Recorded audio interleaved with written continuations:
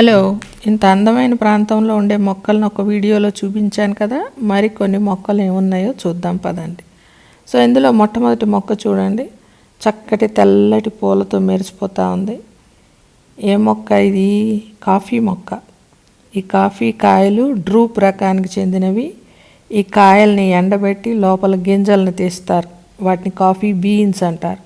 ఆ బీన్స్ని రోస్ట్ చేసి పౌడర్ చేస్తే వచ్చేదే కాఫీ పౌడర్. అలాగే ఈ మొక్కను గమనించారు, మీకు అర్థమై ఉంటుంది, ఇది టీ ఎస్టేట్ కదా. ఈ ఆకులు టీ ఆకులు, లేత ఆకులను ఎండబెట్టి ప్రాసెస్ చేసి పౌడర్ చేస్తే వచ్చేదే టీ పౌడర్.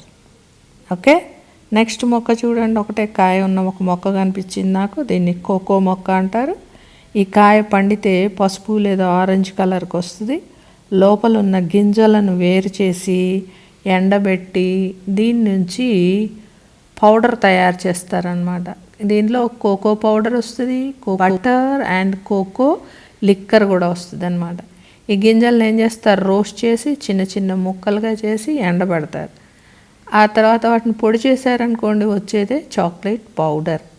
దాన్ని కరగబెడితే వచ్చేది చాక్లెట్ లిక్కర్. దీంతో రకరకాల చాక్లెట్లు, కేకులు, తర్వాత డార్క్ చాక్లెట్స్ లాంటివి తయారు చేస్తున్నారు.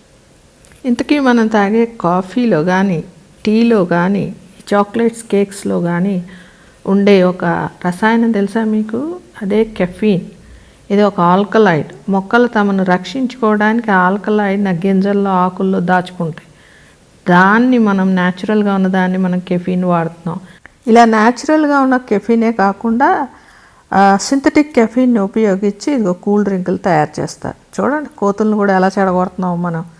దీనివల్ల లాభాలు లేవా అంటే ఉన్నాయండి. చాలా అలసట పోగొడుతుంది, ఉత్సాహాన్ని ఇస్తుంది, జ్ఞాపక శక్తి పెంచుతుంది, తలనొప్పి తగ్గిస్తుంది, మన కేంద్ర నాడీ వ్యవస్థను ఉత్తేజపరుస్తుంది, ఆ క్రీడాకారులకు పనితీరు పెంచుతుంది, ఇంకా బరువు తగ్గుతారు అని ఈ మధ్య బాగా చెప్తున్నారు, వింటున్నారు కదా మీరు.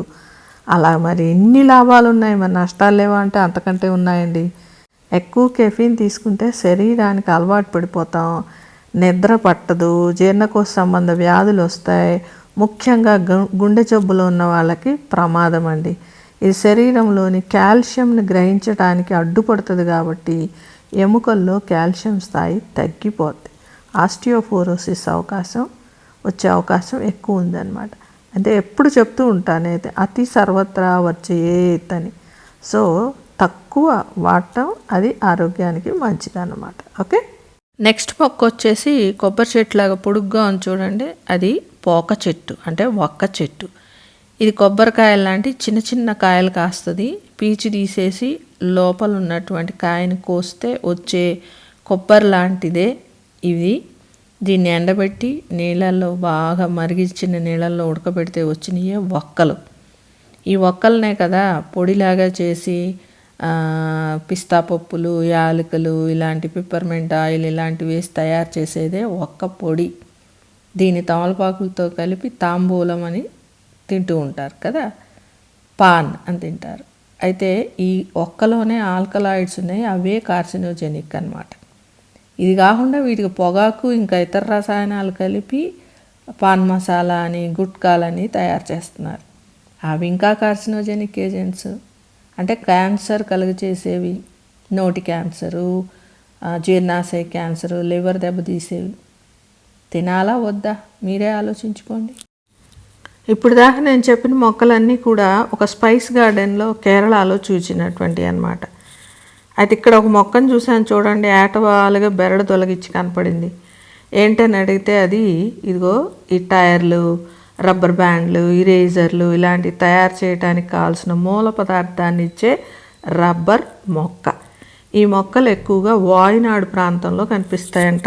ఈ రబ్బర్ చెట్లు వాయునాడు ప్రాంతం అంటే మొన్న ఈ మధ్య గ్రామాలు ముంపుకు గురయ్యాయి చూడండి. పశ్చిమ కనుమల్లో గట్టి నేలనంతా తీసేసి కాఫీ తోటలు, టీ తోటలు, ఇట్లా రబ్బరు ఇవన్నీ నాటితే ప్రకృతి ప్రకోపం అన్నమాట అది. సో ఆ రబ్బర్ ఎలా సేకరిస్తారో తెలుసుకోవడానికి ఆ వాయునాడు ప్రాంతంలో ఉన్న వాళ్ళని అడిగితే వాళ్ళు నాకు ఒక వీడియో షేర్ చేశారు. మీరు కూడా నాతో పాటు చూడండి.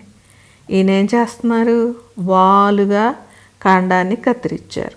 దాని లోపల నుంచి పాల వంటి ద్రవం బయటకు వస్తుంది. దీన్నే లేటెక్స్ అంటారు. లేటెక్స్ నాళాల్లో ప్రవహిస్తుంది. ఆ నాళాలు తెగటం వలన ఆ ద్రవం బయటకు వచ్చింది. దాన్ని చిన్న పాత్రల్లో సేకరిస్తున్నారు.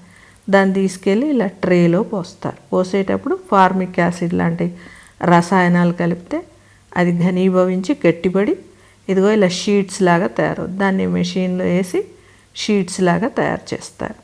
తయారు చేసిన తర్వాత వాటిలో ఇంకా తేమ ఉంటుంది, అందుకని చెప్పి వాటిని ఆరబెడతారు అన్నమాట.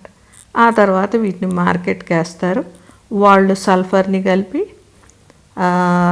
వల్కనైజ్ చేసి టైర్ లాంటివి తయారు చేస్తారనమాట. అర్థమైంది? నేను చెప్పే విషయము, చెప్పే విధానము మీకు నచ్చింది అని నాకు అభిప్రాయం తెలియజేస్తేనే కదా నాకు తెలిసేది. అవునా కదా? తెలియజేస్తారు కదా మరి.